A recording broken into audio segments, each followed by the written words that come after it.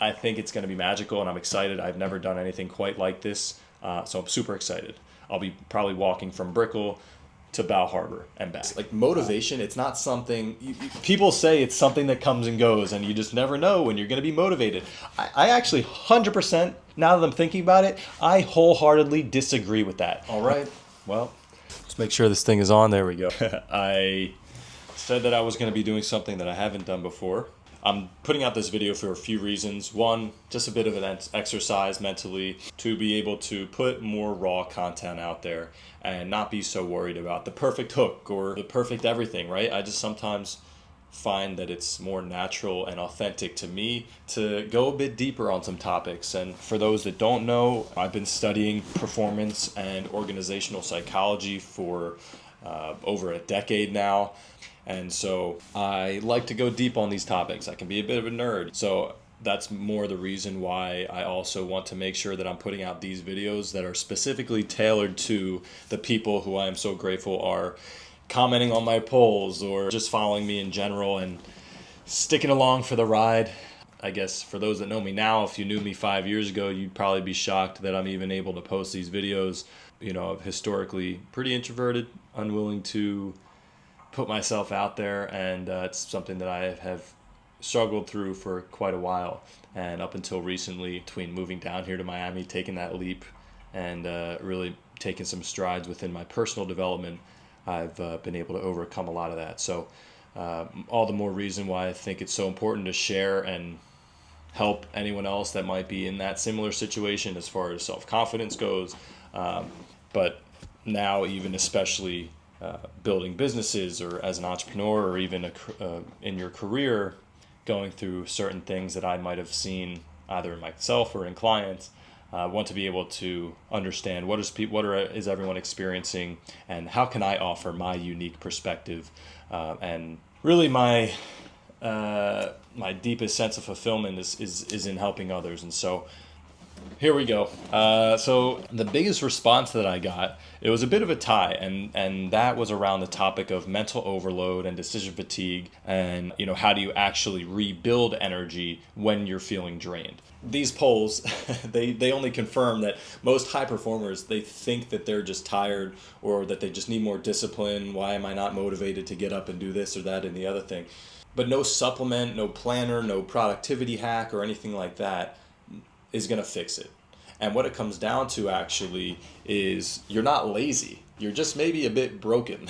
Your brain is just overstimulated. It's not underpowered. You're not lacking discipline or lacking motivation. It's all right there. It's just not able to access it because the wiring, the circuitry is off. Humans make roughly 35,000 decisions every single day. Every tiny thing of what should I wear, or should I answer this now, or all of that, it's going to drain your system. It's going to drain that mental battery throughout the day. We only get as much as, let's say, 100% of our batteries each and every day. And I can guarantee that most of you are not waking up with 100% because your sleep routine is off. You need to prioritize.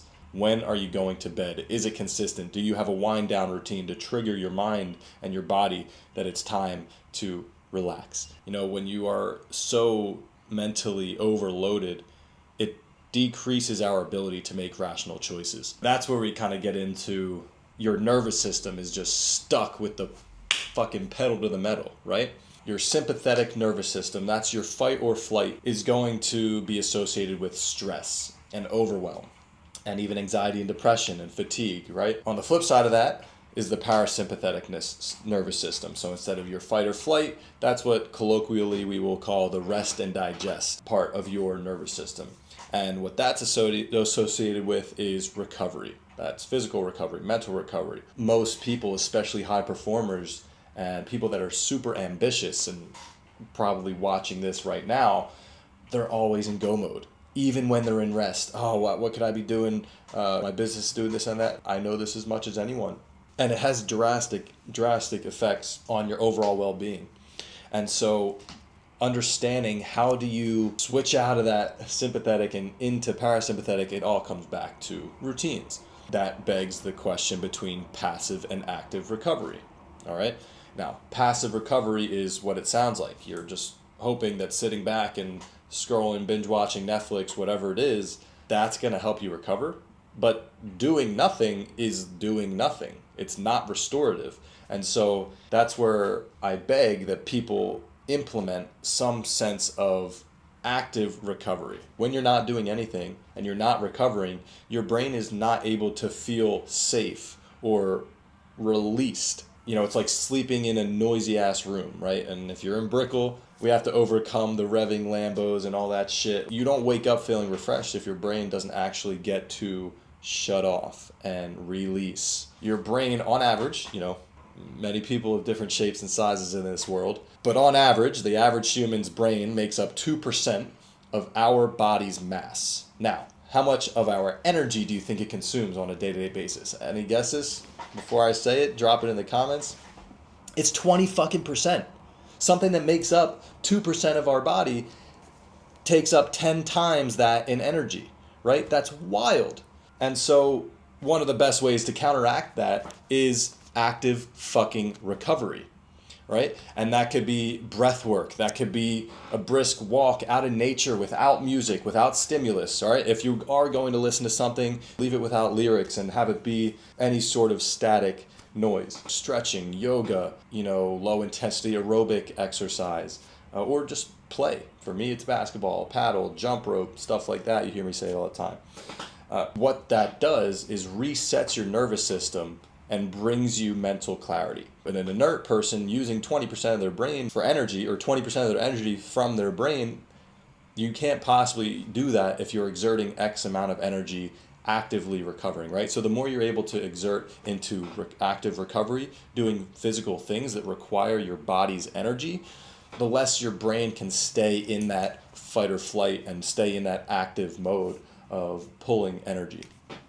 And that's where you find clarity. It's in that stillness of the brain, not stillness in the body. Dan Martell uses a great saying, which is, exhaust the body, tame the mind. And it's super true. What he doesn't go into is why exactly that happens, right? When you're, again, I'm repeating myself, when you're exerting so much energy physically, you can't possibly exert much energy mentally. So that's how that happens. So with that said, the way I see it is like, if you can just dedicate even 10 minutes of stillness, solitude, being present with yourself, that will far outpace 2 hours of numbing yourself to scrolling and stimulation, right? So that's why I believe so strongly in solitude. And as a side note, I will be doing a 12-hour walk in silence, no music, no speaking, anything like that. I haven't quite ironed out the date. So if you are someone that feels like you're lacking solitude in your life right now and you want to go along on that journey with me, it will be done alone, but what I will say is reach out to me. Maybe we can line up a day if you're seeing this within the next week or so, and do it separately but together and regroup and discuss how it feels. I think it's going to be magical and I'm excited. I've never done anything quite like this, so I'm super excited. I'll be probably walking from Brickell to Bow Harbor and back. So just letting y'all know. And I'm putting it out there to hold myself accountable. So I'm really excited for that. So anyway, lack of clarity leads to leaking energy. If you're not proactive about where you're spending your mental energy, it will start to leak out wherever it can. Small things seem urgent. You lose sight of what really matters, why you started a business in the first place. Whatever it is for you, you lose sight of that thing because energy starts to leak in directions that it wasn't originally intended because you're lacking clarity. That's why so many people who have started a business are now sitting with golden handcuffs wondering, fuck, I meant to have freedom. And now I have to answer to everyone else, and now I have employees' wages on the line and all this other shit, right? And it's because they didn't act with intention. They didn't build their business, or even if you're a solopreneur, you didn't build everything around you intentionally to where now it gives you the lifestyle that you want. And I see that as much as in Miami as anywhere else. People that get so lost in the feelings of freedom and luxury and wealth and whatever, they lose sight of what really makes life valuable. And it's not Lamborghinis, and it's not Louis Vuitton and whatever, I love watches, but it's not that. And those things keep you stuck. They keep you held down, right?